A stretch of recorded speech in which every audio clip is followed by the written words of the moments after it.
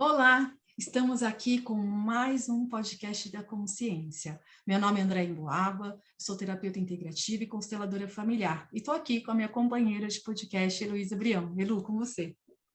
Olá, eu sou Luísa Brião, sou astróloga e terapeuta holística e hoje o nosso tema é maternidade consciente, um tema que a gente acaba atendendo bastante, né, Andréia? Sempre tem mães com questões, então a gente está muito feliz de receber aqui a Dani de Maria Gun. Ela é lua magnética, mãe consciente de duas Marias, terapeuta, escritora da alma e autoinvestigadora. Bem-vinda, Dani. Bem-vinda, Dani. Bem-vinda, meninas. Muito grata pelo convite e grata por estar aqui, né? Pelo chamado. Então, estou muito feliz de estar aqui com vocês e de estar nesse espaço de troca em que a gente possa fluir e trocar, né? E assim a gente transbordar de mim para vocês, de vocês para mim, da gente para o tudo. É isso mesmo. Dani, eu quero um pouco que você conte aqui para a gente, né, um pouco da sua trajetória de autodesenvolvimento mesmo, que eu conheço um pouco da sua história e eu sei o quanto ela é bonita. Esse trilhar que você e Murilo fazem juntos é muito bonito de ver, acompanhar. E contar e trazer essa questão da maternidade consciente, que a gente está muito curioso para ouvir também, que a gente, como a Elu falou, a gente tem muitas mães que chegam a nós com várias questões, e isso eu acho que pode ajudar muito todas elas. Vamos lá? Vamos.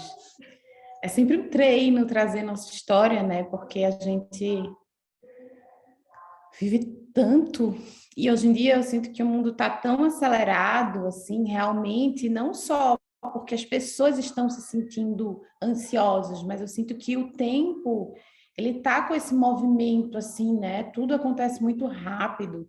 Eu falo que até a questão do karma, antigamente as pessoas diziam, não vai pagar aqui, mas vai pagar lá em cima. Mas como a consciência está tão rápida, a espiral do karma está indo junto. Então, por isso que você está vendo muitas pessoas que cagam ali, sofrendo as consequências aqui na frente, né? Então, a questão da nossa jornada é sempre um desafio para mim tentar resumir aqui. Mas eu gosto muito de trazer nossa história, porque eu sinto que o que conecta são as pessoas, né? E pessoas são histórias. Pessoas são formadas de experiências e de vidas, assim, e pelo menos essa é a minha perspectiva, assim, sabe? Eu sou muito apaixonada por pessoas. Eu sou muito apaixonada por histórias, assim. Eu amo ouvir pessoas. Eu acho que isso é o que o terapeuta, né? Quem gosta muito de ouvir pessoas acaba caindo para esse mundo do terapeuta, né? Porque o terapeuta é a escuta, né? E eu acho que a mãe tem muito disso também. A mãe tem, para mim, tem um lugar de escuta muito vivo dentro dela, né? Pelo menos o que eu busco fazer na minha maternidade. Porque eu acho que a escuta, não só daqui, né? A escuta com todos os sentidos, assim, ela te coloca num lugar de conhecer o outro extremamente profunda. Porque eu só consigo te conhecer, André, te conhecer, Lu, quando eu escuto o que vocês têm para falar, né? E quando eu me abro para esse lugar. E eu sinto que é um desafio hoje em dia na nossa sociedade é escutar o outro, né? Porque escutar significa você se despir de tudo aquilo que está dentro de você. Você abre espaço dentro de você para que você ouça o outro. Isso é muito importante na maternidade. Para que eu possa sentir e ter empatia pelas minhas filhas, que têm 6 e 2 anos, uma idade completamente diferente da minha. Eu tenho muitos anos atrás que eu tive 6 e 2 anos. Eu tenho que me despir de tudo que eu sei, de tudo que eu acho que é certo, de tudo que eu acho que elas devem fazer, para poder escutá-las em profundidade e assim ancorar um espaço em que eu possa ajudar as duas verdadeiramente, né? Então, escuta para mim é desse lugar, assim. Então, honrar a história, para mim, a nossa maior medicina é a nossa história. E eu sempre fico me perguntando, né? Como eu conto a minha história? Como eu vejo a minha história? Como o outro conta a história dele para mim? Então, você faz uma pergunta que para mim é desafiadora. Mas eu conto a minha história dizendo que inicialmente honro muito ela e esse é um lugar que eu cheguei há pouco tempo. Porque antes eu tinha vergonha da minha história, antes eu achava que eu era injustiçada, eu tinha a perspectiva de que eu achava que algumas coisas, eu me perguntava por que elas aconteceram comigo, né? E hoje eu vejo que essas perguntas que eu fazia, por que isso aconteceu comigo, era lá que morava, naquela vivência, que morava a maior pérola das minhas histórias. Porque quando eu olho para aquilo, eu transcendo aquilo, e quando eu transcendo aquilo, eu me expando. E o objetivo daqui da gente como ser humano é expandir, né? E a gente só expande naquilo que a gente não tem. Então, é onde a dor mora, né? E aí você vai nesse lugar, e aí você vai até o fundo dele. E aí lá, nesse lugar de dor, você se expande, é a sua potência, né? Porque é o lugar que você precisa ver. Essa é a minha percepção, né? Então, a minha história começa comigo pequena, e eu era pequena, tinha 4 anos, 5 anos, eu tinha uma questão de ficar muito com a tristeza, então eu ficava muito me auto-observando desse lugar, por isso que eu gosto muito de dizer que eu sou a que observa, assim, né? E a que escuta, porque eu ficava muito... E eu mantrava, por que isso está acontecendo comigo? É muito louco, porque hoje eu faço isso de outro lugar, né? Eu faço isso com a consciência de que quando eu faço essas perguntas abertas, eu estou conversando com o meu inconsciente. Mas eu era uma criança que já fazia isso, né? Eu só trouxe a teoria para essa prática.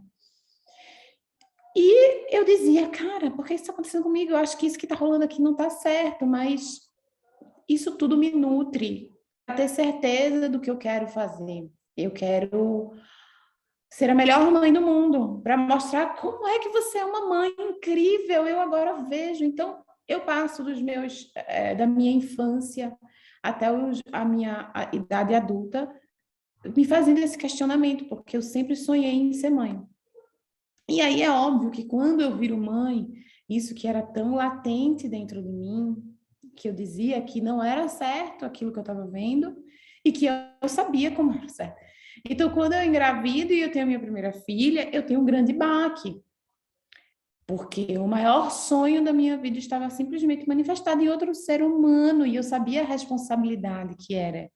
E eu sabia o que a maternidade não consciente, um lugar em que você não olha para as suas dores, ao invés de você transbordar sua luz e a sua cura, você transborda a sua dor e seu sangue, né? E tu sabia como aquela era forte, porque eu tinha vivido isso, né? Então, eu entro numa paranoia, assim. Então, a Tina era só minha, então ninguém podia cuidar da Tina. E aí eu ficava com a Tina no colo, assim, com o olho arregalado, de pijama. E aí a Tina dormia, eu dormia com a babá eletrônica, assim, no máximo, né? Ela dormia no bercinho dela, eu botava ela pra dormir. E a Tina era tipo o bebê telecena, amor. De hora em hora, ela estava acordando para mamar, porque eu e ela sempre tivemos uma conexão, até hoje temos uma conexão extremamente forte, assim. Então, a Tina adorava meu peito. Então, a Tina passava o dia no meu peito. Então, na hora de dormir, é óbvio, né? A criança passou o dia no peito, na hora de dormir, deu uma inconstância, assim, peitinho da mamãe. Então, era de hora em hora. Então, sabe, eu vivia de pijama. Até que chegam os 6 meses da Tina, eu olho aquilo e eu faço, isso não tá normal. Porque a gente não tem referência, né? Então, não tem ninguém para dizer que, tipo, querer ficar com a criança o tempo inteiro e você não ter vida e você se rasgar inteira, isso não é saudável para ninguém. Nem para você, nem para o seu bebê, nem para o seu relacionamento, nem para as pessoas que convivem com você, né? Mas principalmente para você. E se não é bom para você, não vai ser bom para o neném, porque o neném nutre de você. E para ele nutrir de você, você precisa estar nutrida de você. Mas óbvio que isso só foi descobrir depois da dor, né? É sempre assim, né? Você passa pela dor para entender o aprendizado. E aí, quando isso acontece, eu digo, cara, tá muito errado, eu vou acabar sangrando em cima dela, porque eu não tenho... E aí começa realmente, né? Uma busca muito mais ativa. Então, eu vou para terapia, eu começo com coach, depois eu vou para terapia, e daí, enfim, o mundo se abre, porque uma vez que você abre a mente, uma vez que você toma consciência, e assim, o podcast de vocês a palavra consciência é a palavra mais presente na minha vida. Se perguntar, Dani, qual é a revolução da tua vida? Eu simplesmente decidi viver uma vida consciente. Consciente para quem eu sou, consciente para o que eu faço, consciente para o que eu falo, consciente para o que eu penso, consciente para as minhas ações, consciente para como me relaciono, consciência com a comida, consciência na minha casa. Cara, eu coloquei simplesmente consciência. Se eu pudesse resumir a minha jornada, a consciência virou quem eu sou, né? E a busca por isso, porque muitas vezes, óbvio, você faz algo que para você, mas quando você olha aquilo de uma forma e você está aberta para viver uma vida em consciência, você percebe alguma coisa em você apita dentro e você fala assim, isso não é consciente. Isso não é uma relação com o outro consciente, ou isso não é relação com a comida, isso não é uma relação com as filhas. E aí você fica atento, né? E eu falo que a culpa, ela é uma tecnologia também. Para mim, principalmente a maternidade me ressignificou a culpa, porque a culpa, ela é, para mim, o gatilho da consciência. A questão é que como eu tenho a consciência como algo muito forte na minha vida, né? Quando a culpa me avisa que a consciência está faltando nesse lugar, eu automaticamente refaço a minha rota e trago ainda mais consciência para esse movimento. Então, a culpa para mim ela é boa, porque ela me avisa que algo está sendo feito de forma inconsciente na minha vida.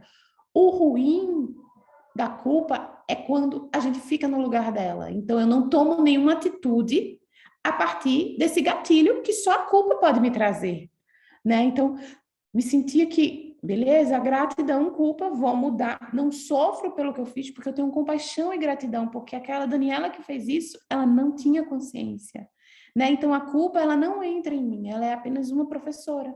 E aí eu modifico aquilo e aquilo vai. Então, eu posso dizer que a maternidade foi meu grande portal e que a grande chave foi a consciência, assim. Será que eu consegui resumir? É sempre um desafio. Não, super, super bem explicado, claro, objetivo, bem da nossa linguagem, né, Lu? E assim, e você trouxe vários pontos aí que você fala, gente, é isso, né? E a questão da culpa, para mim, eu até anotei, viu? Vou compartilhar essa frase nas minhas redes sociais, dando os créditos a você, que a culpa é o gatilho da consciência. Perfeito, porque às vezes a gente fica ali no martírio da culpa, não, porque eu errei, porque eu fiz, e não sai daquilo, né? Fica naquele looping sem fim. E você tem que espiralar, né? Você tem que, opa, como é que eu faço para transcender essa culpa? Está me mostrando algo.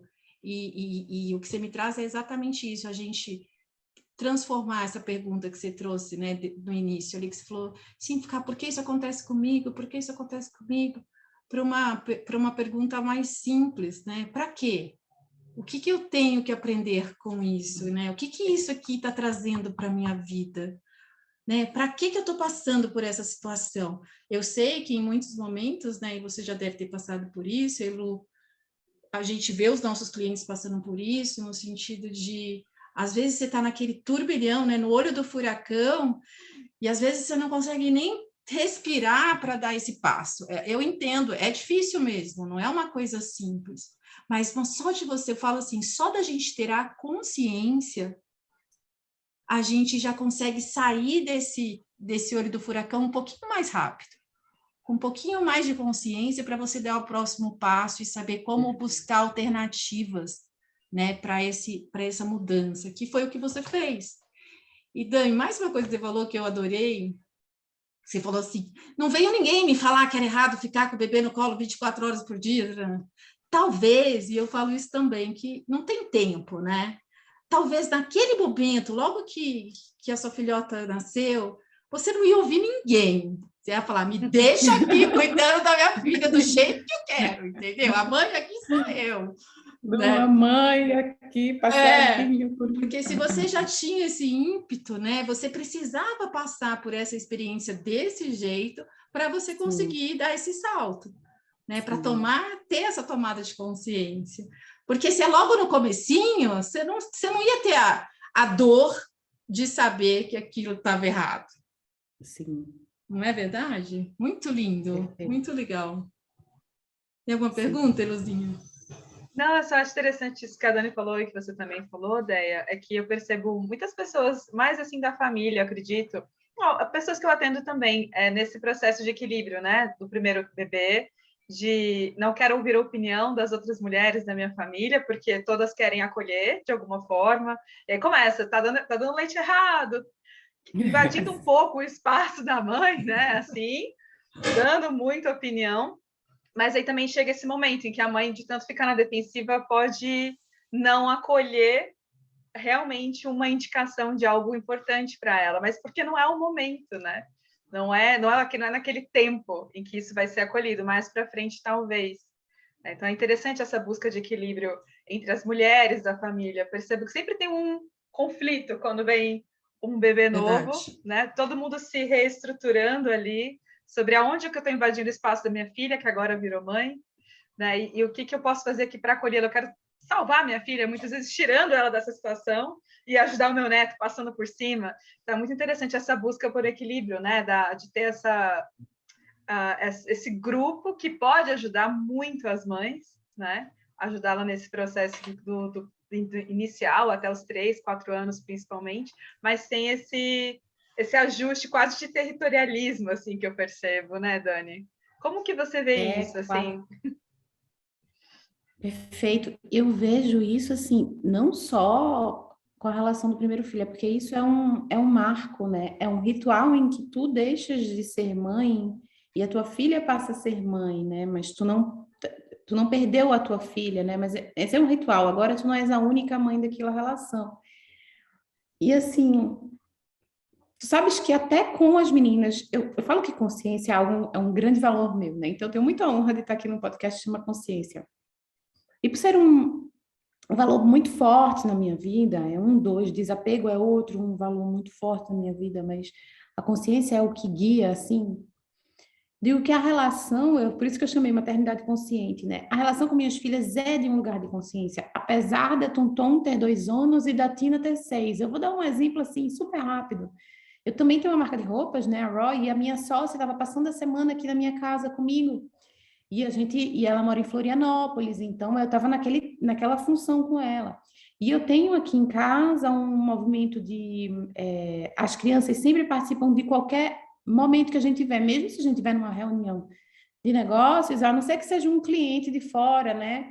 Mas se a gente tiver aqui no nosso espaço de trabalho, que é na nossa casa, as crianças são livres para ir e vir, tanto que no Cacau Flow se manifesta dessa forma. Mas, naquele momento que eu estava com a Isa, eu ia começar a meditar. E, para mim, meditação é um espaço muito sagrado, é onde eu delimito eu tenho muita abertura com as crianças, mas a meditação, pela atividade em si, exigir a presença, eu delimito muito respeito a esse momento, né? Até para que elas entendam que, para mim, aquilo é sagrado e que tem momentos que eu preciso estar aqui agora, mas elas têm que respeitar que eu não vou poder dar atenção. E eu ia começar a meditação para começar a reunião com a Isa. E a Tonton chegou, ela tem 2 anos, e ela chegou.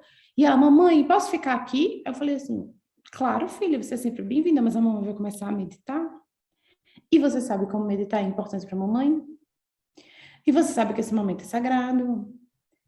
E você sabe que eu não vou estar aqui, eu vou estar de olho fechado, eu não vou estar conversando contigo, eu não vou estar podendo trocar contigo, eu não vou te responder se tu tiver alguma necessidade. Né? Porque eu vou passar pelo menos 15 minutos, 2 músicas de olho fechado e respirando. E esse momento, eu não te permito que você me chame. Mas a casa está cheia de pessoas. Então, tem pessoas que vão poder te dar atenção que no momento agora eu não posso. Mas você pode ficar aqui, desde que você não entre no meu espaço. O que você deseja fazer? Ela falou, ficar aqui não vai ser legal não, mãe. Eu vou lá para fora brincar com ela. Percebe? Eu poderia ter autorizado, a minha autoridade de mãe seria muito mais rápida e dizer, não, você não pode ficar aqui.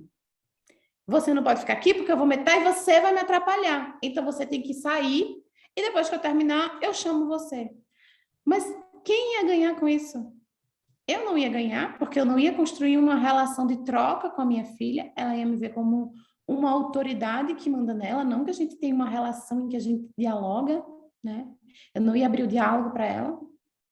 E eu não ia poder, nesse momento, aproveitar para chamar ela à consciência da escolha dela. Porque se ela também tivesse escolhido ficar aqui, e em seguida eu falei, filha, parabéns pela sua escolha consciente. aqui, de fato, ia ser chato para você, eu acredito, porque eu tô vendo que você quer brincar. Então, assim, eu chamei ela, a consciência dela, para que ela pudesse fazer escolhas, que é o que a gente faz a todo momento na nossa vida. A questão é que a gente faz escolhas de lugar de não consciência. Então, se eu quero que minha filha tenha consciência e faça escolhas conscientes, eu trago isso para o dia a dia dela, né? Eu não trago isso quando ela tiver 18 anos, que ela vai ter que escolher consciente o que fazer na vida. E as pessoas esperam, chegou no mercado de trabalho, as pessoas vão... Não, mas essas pessoas não foram treinadas para serem conscientes. Essas pessoas foram, né, treinadas para serem obedientes ao que alguém quer. Elas não foram para dentro delas e olharam, olha o que eu quero. Então, as pessoas vão perdidas, assim. Então, a minha busca pela consciência, que é um valor para mim, Murilo, muito forte, é repassado para as meninas desde que as meninas são bebês, assim.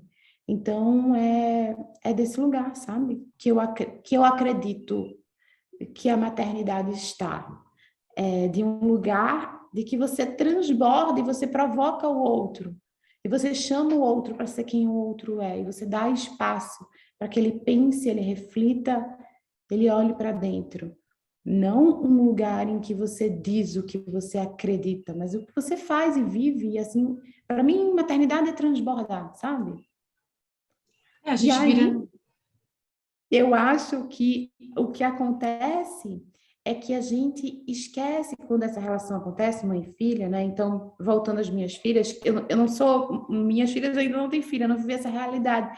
Mas eu acredito que quando você tem uma relação consciente e uma relação em que você coloca a serviço do outro e não acima do outro, mas você está no mesmo lugar. Então, eu acredito que se isso acontecer com a minha filha, né? Ou com uma irmã minha, que minha irmã também não passou, o meu posicionamento é: estou aqui, a serviço. O que você espera de mim? Eu faço a pergunta para ela. Você quer acolhimento? Você quer um conselho? Tem algo que eu saiba que para você acredita que vai ser precioso? Você quer chorar no meu colo? Então, não é chegar dizendo o que o outro tem que fazer, né? Que é isso que eu faço com as meninas. É chegar se colocando a serviço, dizendo: como posso te ajudar? Como posso te servir? Né? Acho que é isso. Muito lindo. É um desafio, acho que para qualquer dor, né? Para qualquer dificuldade, assim, sejam relações familiares ou entre amigos. E eu percebi muito, assim, tanto nos atendimentos quanto lendo o livro do Marshall, do Comunicação Não Violenta. Quando eu li o livro do Marshall, eu falei: olha, aqui eu não sou empática de verdade, né? As pessoas me falam os problemas e eu já vou lá terapeutizando, falando, explicando. Quer que eu faça? Deixa comigo, deixa que eu faço, né? E eu ainda estou, eu sinto, num processo, após ler esse livro, da escuta, de escutar e saber o equilíbrio do que falar. Ainda fico em silêncio, eu percebo que as pessoas ficam incomodadas, porque eu não tenho o que falar muitas vezes. Vocês estão me ouvindo? Andréia? Eu estou ouvindo, você não está ouvindo, Vocês me ouvem? Sim, sim. Sim. Estamos te ouvindo super bem. Deixa eu pausar aqui. Pronto, voltamos aos problemas técnicos. Então, nessa busca entre escutar e falar, né? Tipo, do que falar, o que o outro, como é que a gente pode acolher o outro com a fala, especialmente numa relação pessoal, né? Não dentro de um momento terapêutico, que você tem ferramentas ali, a pessoa te procurou com uma clareza do que ela quer, às vezes não com tanta clareza, mas ela te buscou para aquela ferramenta. Na vida pessoal, eu ainda sinto que eu estou nesse processo do silêncio, do tipo de ouvir, falar: tá, mas o que eu faço com essa informação? Estou ouvindo. Eu falo: ok, entendi, sinto muito, né? Eu ainda estou nesse processo, assim, quando vem uma mãe falar, uma amiga que é mãe, eu não sou mãe, então eu fico: amiga, sinto muito, você precisa de ajuda? Vamos tomar um café? Pode levar a criança, eu não me incomodo, né? Então, ainda estou nesse processo até de assustar as pessoas, porque eu percebo que é como se elas vissem o meu silêncio como, de alguma forma, eu não estou... Não vou falar que eu não estou acolhendo, mas é como se fosse assim: será que elas estão me incomodando, né? Percebo que o silêncio é muito visto assim, como essa pessoa não tem o que falar, então eu falei muito. Fiquei 20 minutos falando, com a outra só me ouvindo, então necessariamente isso é ruim. Não, né? Às vezes o seu amigo está te acolhendo só só te ouvindo mesmo. E nesse processo da maternidade, eu percebo muito isso com as minhas amigas, familiares, né? Quando elas começam a desabafar, a falar, você vê que é isso, era isso que elas precisavam. Elas precisavam colocar para alguém ouvir, para elas mesmas entenderem, né, o que está acontecendo. Então, enfim, mas eu queria compartilhar esse movimento de quem não é mãe, né, e está olhando a mãe passando por isso tudo, como que é difícil, né? Assim, conseguir ajudar sem interferir, sem dar opinião demais, sem jogar na cara também, você escolheu isso, porque eu sei que algumas pessoas falam isso, né? Ah, a mulher escolheu, agora tá reclamando? Como assim? Tá reclamando disso? Né? Então, é esse processo de respeitar mesmo o que essa pessoa que você ama tá precisando, né? Mas só complementando, aí depois você vê se você concorda comigo, eu sou mãe, né? Minha filha já tem 28 anos, e eu tenho amigas com crianças, né? Como você, tenho várias amigas aí que têm crianças de 2, 3, 7 anos, 12, e aí eu vejo, né, que mesmo esse seu sentimento, Elu, para quem não é mãe, né? Falando aqui com a nossa telespectadora, eu acho que é para todos, porque mesmo você tendo a experiência da maternidade, você percebe que cada criança é única, né? A sua forma de pensar é diferente do outro, né? A sua criação é diferente da outra, né? A forma que minha mãe me ensinou é diferente da sua mãe que vai te ensinar um dia, diferente da Dan. E assim, e eu acho que essa questão da escuta é muito importante, sim, porque a gente é muito de ficar comparando, né? Não, porque a minha Luísa. Ah, porque a Luísa, né? Porque aí a Dan vai falar, não, porque a Tom. E assim, a gente sim pode trazer os exemplos, eu acho, a gente tem que tomar muito cuidado com isso. Sem querer impor, porque o que foi com a sua filha não quer dizer que vai ser com a filha da Dani ou com a filha da Karina, né, que é minha amiga e tem 2 meninas também, da mesma idade aí das suas meninas. Eu vejo essas diferenças, né? E esses dias também numa conversa com a Karina, veio a história das filhas, aí eu falei, cara, não quero te ensinar a ser mãe, né, a educar suas filhas, mas eu gostaria de poder dar uma opinião, pode? E aí eu dei minha opinião em relação a determinado assunto, mas a gente percebe que as diferentes personalidades das mães, de criações também, a gente nunca vai saber o que é o melhor, se a gente estiver no nosso lugar, né? Não tá num lugar aí de maior, de achar que sabe tudo. A gente sempre vai né, olhar com esse respeito para outra mãe, com aquele tipo de criança, porque são diferentes, né? Eu acho que esse lugar que você está sentindo, eu também sinto, porque é diferente, né? E eu também, às vezes, não consigo ajudar, porque é uma dinâmica diferente naquela casa. Você concorda, Dan? Assim, sabe, eu acredito que o respeito deve guiar qualquer relação, né? Principalmente no lugar da escuta e da fala. Porque quando há o respeito, significa eu honro a tua jornada e tudo que tu me disser, né, sobre tu, será acolhido. E eu sinto que a melhor forma, primeiro que eu acho que quando alguém quer te ouvir, eu acho que as pessoas sempre, existe muita falta do lugar da escuta, por isso que o terapeuta é tão importante, porque eu acho que falar cura, e ter alguém para te escutar verdadeiramente, eu comecei falando sobre isso, né, de barreiras baixas e dizendo, te vejo, te sinto, te escuto e te honro, sabe? Se o terapeuta... Então, se você fica lá só escutando aquela outra pessoa, sem estar direcionando o que ela tem que fazer, o que ela tem que sentir, o que ela tem que achar, o que é certo e o que é errado, porque certo e errado é relativo, né? Eu sinto que isso já é transformador.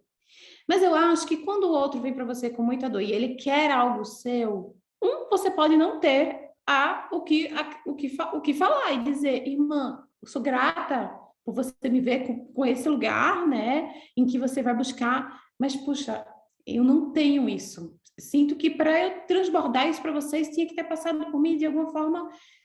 Infelizmente isso não passou, mas eu tô aqui para te ouvir, então e falar que a escuta também cura, que a escuta traz informação, porque quando tu pergunta para mim, tu não tá só perguntando para mim, tu está perguntando para o que há também de mais elevado, né? Que está aqui invisivelmente do nosso lado acontecendo e permite que o teu próprio inconsciente te responda. Então, muitas vezes é dizer, eu te pergunto, devolver a pergunta, né? Como tu acha que pode ser melhor? Porque tu vai saber melhor do que eu.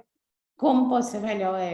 Quantas vezes tu já fez essa pergunta no silêncio e esperou a resposta no silêncio? Porque a resposta está muito mais dentro de tudo que dentro de mim, né? Porque isso está no teu campo, não está no meu campo. O melhor que eu posso fazer, eu sinto, é ser o que eu acredito. Então, a melhor forma de te ajudar é que tu observe o que eu faço, porque o que eu faço é o que eu acredito que é de melhor. Mas isso pode não ressoar contigo, e tá tudo bem, porque, né, não estamos aqui buscando aceitação plena, estamos aqui buscando conviver.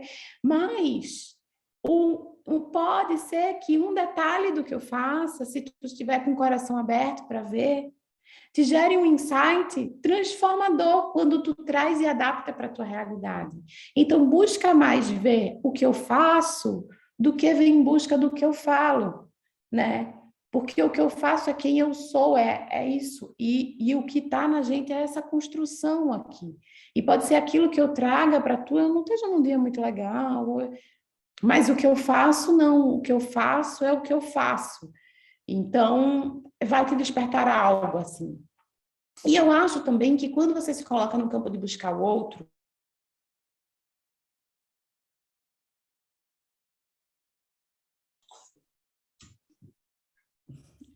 então a pergunta, muitas vezes, quando o outro abre um espaço, é se, né, você quer me ouvir, o que eu sinto, o que eu acho, e eu acho que a gente pode opinar, porque aí o outro abriu o campo para te ouvir, né? E você antes ouviu o outro.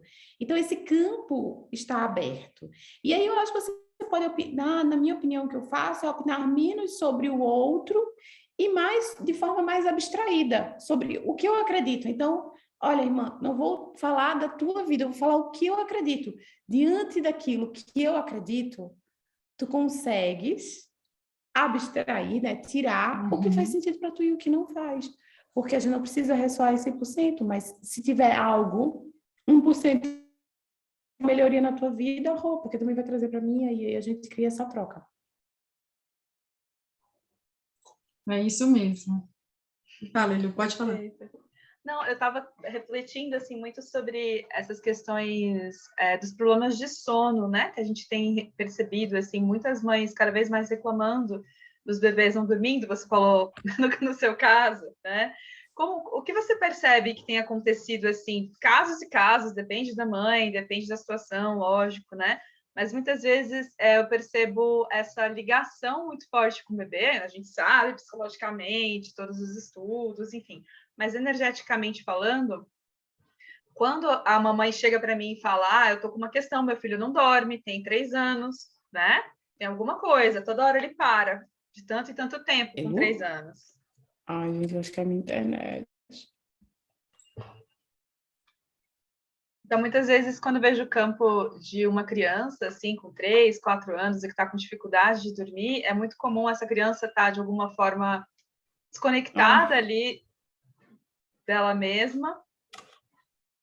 Gente, não. Cai. Oi, gente, tivemos probleminhas técnicos com a internet, mas vamos retomar. E Lu, faz a pergunta de novo, por favor. Tá, então, eu percebo que tem aparecido muito tema da criança não conseguir dormir, né? Mesmo com 3, 4, 5 anos, a criança acordando chorando. E isso tem coincidido aí de um ano para cá, né? Tem uma questão energética do planeta, enfim, cada técnica vai falar uma coisa, cada leitura é um caso, né? Cada família também. Mas queria que você falasse um pouco sobre essa reflexão, Dani, dessa dificuldade das crianças de dormirem, as crianças aí até 4 anos, né? Passou daquele período em que supostamente o bebê está ali acostumado a ser amamentado, está ainda confuso em relação aos horários. Queria que você refletisse se você tem atendido, se você tem ouvido, o que você pensa sobre isso?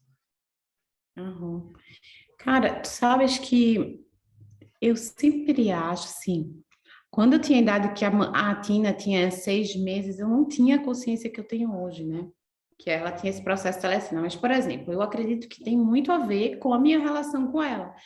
eu acredito, olhando para trás, como se eu e ela, a gente ficasse se chamando o tempo inteiro. Então, quando ela se tocava, que eu não estava mais lá, já que a gente se nutria tanto dessa relação, eu dava tanto para ela, né? Eu quase sufocava ela, assim, com a minha presença. Então, quando não tinha aquilo, deixava ela, e aí a única forma dela comunicar era chorando, né? Então, eu não tenho problema com as crianças aqui com isso, então eu nunca fui estudar profundamente. Mas baseado nisso, eu acredito que é muito mais profundo, que o sono instável, né, ou não está, é uma consequência. E aí, eu acredito que toda mãe, todo pai é um grande observador, né? Então, se observar direito ali, é possível pegar a raiz do que está por baixo dessa instabilidade, né? Então, eu acredito que é um olhar, assim, de busca e de tentar entender o que é isso que está tirando o sono, né? A questão é que, como a gente tenta sempre achar que é algo muito fora, assim, mas eu acho que a resposta vai estar na profundidade do que é. E aí, só um olhar muito observador e atento, porque pode ser que algo que, para mim, super de boa, para aquele ser que é um outro ser, aquilo é desconfortável.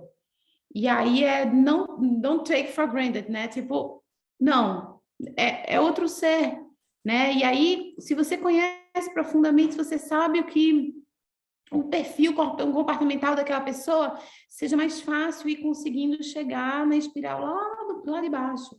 E para que isso emerja, né? Porque eu acho que a falta de sono, ou o sono assim, ele é instável, ele é uma consequência de algo, não é algo assim, sabe? Sim, perfeito. Eu concordo, eu vou contar um caso para vocês sobre a questão do sono da criança, né? E a questão da criança, né? Teoricamente, a criança do 0 aos 7 anos, não sei se você sabe disso, não deveria dormir fora do mesmo teto do pai e da mãe, mesmo na casa da avó, porque é um período que ela está num amadurecimento ali de se sentir segura, acolhida, né? É uma questão de segurança mesmo.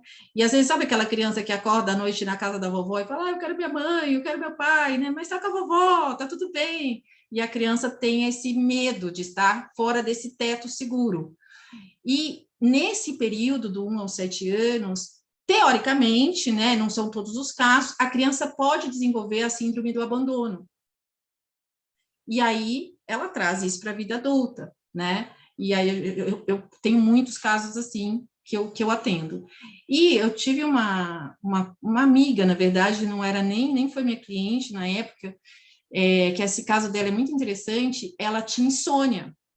Ela não conseguia dormir. Era impressionante. Ela dormia, cochilava. Ela dormia 1, 2 horas por noite. Ela já tinha feito diversos tipos de tratamento para compreender o que passava. E ela tinha umas olheiras assim negras aqui, porque não dormia. E ela tinha, sei lá, 30 anos, tá? Mais ou menos, na época que a gente conversou sobre isso, que ela conseguiu solucionar. E aí, quando, né, eu fui buscar um pouco dessa informação, indiquei uma terapeuta especialista em sono para ela, e aí o que se constatou? Olha que interessante, né, que é isso que você trouxe de uma certa forma, que eu falo que é a consciência do que se passa naquele momento na vida da família, né, de você entender qual a dinâmica da família com aquela criança, do pai, da mãe, principalmente. Vocês estão presentes, de verdade? Porque o presente não é cuidar do filho o dia inteiro, é que pelo menos em momentos que você esteja em casa, mesmo que você trabalhe fora, que a maioria das mães trabalham, é você estar 100% presente naquele período, que seja 1 hora por dia, mas você trazer a segurança para o seu filho de que você está ali para ele, né? E aí, olha a história, meninas, dessa moça, ela tinha medo, ela tinha pesadelos à noite, quando ela era pequenininha, e ela ia pequenininha, ela falou, eu lembro, eu tinha assim, sei lá, eu tinha 1 ano de idade, 2 anos de idade, ela falou, eu tenho memória, que ela ia até o quarto dos pais, e eles não deixavam ela entrar. E a porta, eles trancavam a porta. Então, eles não deixavam, aquela coisa, né? Ai, porque e ela fala, eu entendo minha mãe se culpa por conta disso, mas é porque, assim, criança tem que dormir no quarto dela, né? Tem que dormir na cama dela, você não pode deixar atrapalhar ali, não, senão vai acostumar a dormir na cama do papai e da mamãe, e aí ninguém mais tira. Então, essas coisas, né, que a gente não sabe como lidar com determinadas situações, só que ali, que vinculou? Uma síndrome do abandono. Então, ela não conseguia dormir mais, porque ela tinha medo de dormir e ter pesadelo. E como ela não tinha um amparo, né, ela acabou criando uma vida de insônia. E aí, quando ressignificou essa criança lá atrás, né, ela voltou a ter o sono de volta. Então, você vê que é isso, né? É isso que você falou, é perfeita, a observação. O que está acontecendo aqui para essa criança não estar se sentindo, porque é um acolhimento, né? Se sentir segura naquele momento do sono. Eu acho que aí a criança, do 1 aos 7 anos, ela tem essa vulnerabilidade de se sentir abandonada pelos pais se eles não estão presentes no sono, naquele teto que ela está dormindo.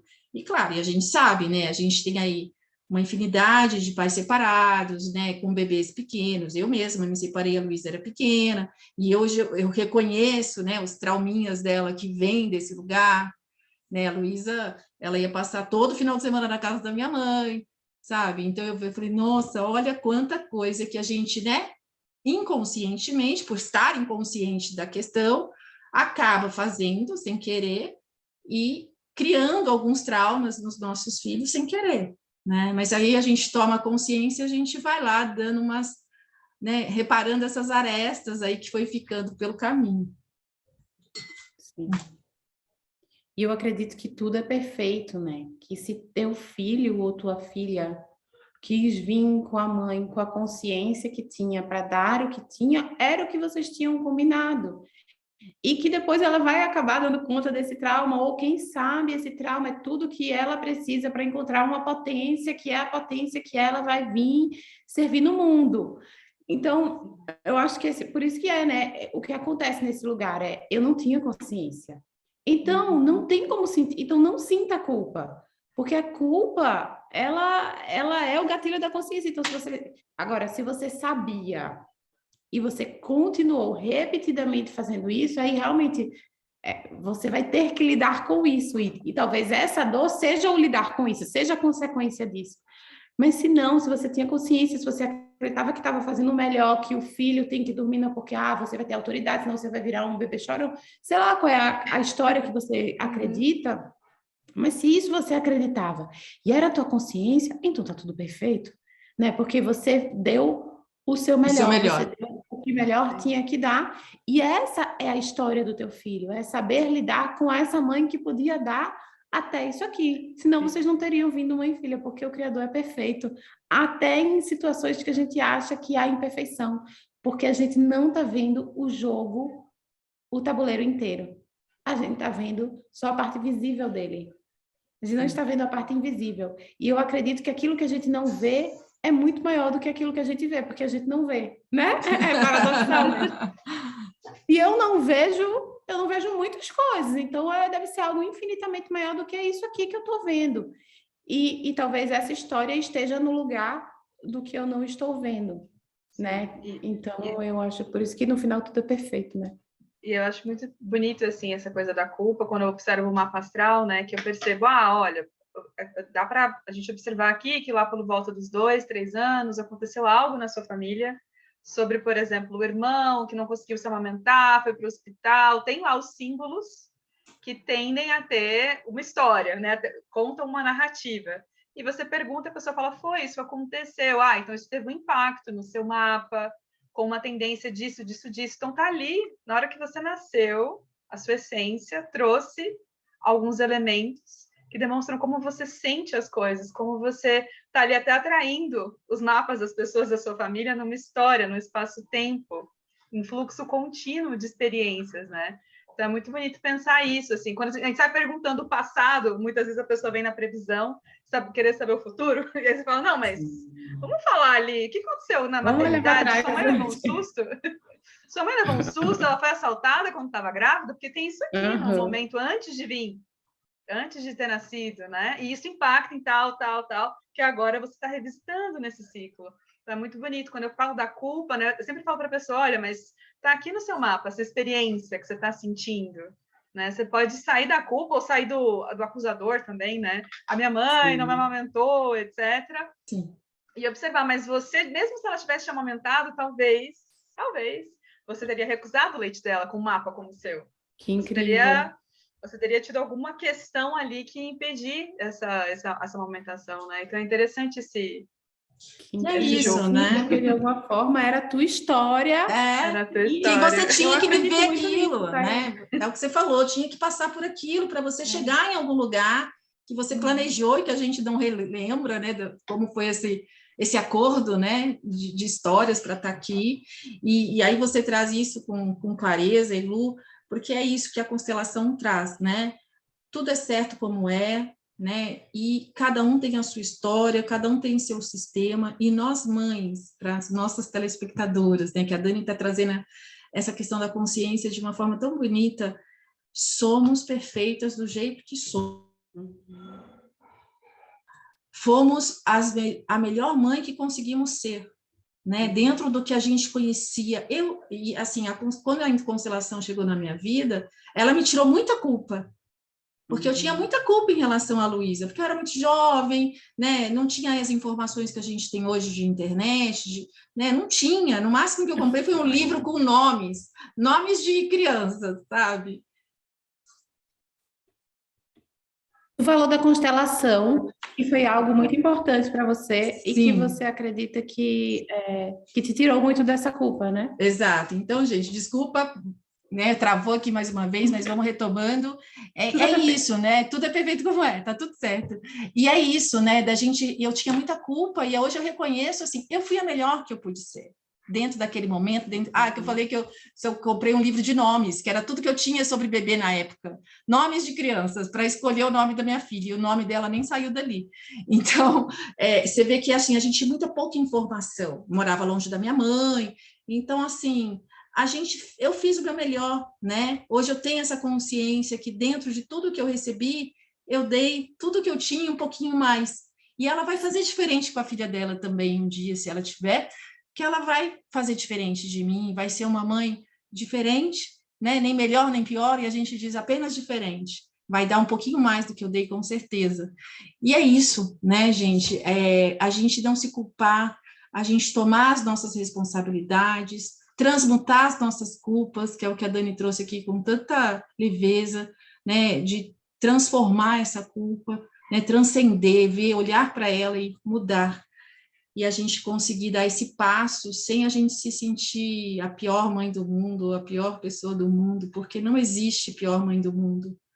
Bert dizia, né, todas as mães são perfeitas como são, porque o maior bem que temos é a vida, e isso elas nos deram, né? E estamos aqui, vivas, inteiras, passamos por nossas dificuldades, nossos obstáculos, mas estamos aqui. Então, a gente se olhar para frente para fazer diferente. E só. Perfeito, me emociona, assim, né, falar sobre isso, porque é algo que toca muito meu coração, né? Muito um chamado mesmo. E sabe que você falou isso sobre essa autocompaixão, né, que você teve por você. E a primeira vez, quando eu estava bem nessa época, porque com 6 meses eu fui buscar uma terapia, porque eu estava muito intensa, assim, nesse lugar. E era um lugar de autocobrança. Então, assim, será que eu tô sendo a melhor mãe do mundo? Ai, mas será que é certo botar a filha para dentro? Será que é certo ir 10 vezes no quarto dela? Sabe assim, nesse lugar, assim, de me cobrando. E eu me lembro que o terapeuta, Reinaldo, maravilhoso, ele falou assim para mim, Dani, a melhor mãe do mundo para Tina é a mãe não perfeita. Porque como você é o ideal de mulher para ela, quando ela for olhar para você, vai dizer assim, nossa, minha mãe erra, olha, minha mãe não faz tudo bem. Então, tira um peso dela ser perfeita. Porque se você for esse ser humano perfeito, vai colocar um peso nessa criança. Nossa, olha que filha de mãe perfeita eu sou. Então, você fica assim, inalcançável. Fica um modelo de mulher inalcançável. E, cara, como eu digo, né, que tipo assim, tudo é um insight, muda a tua vida, e aquilo mudou minha perspectiva sobre o maternar da minha filha, de uma maneira assim, me expandiu assim, sabe?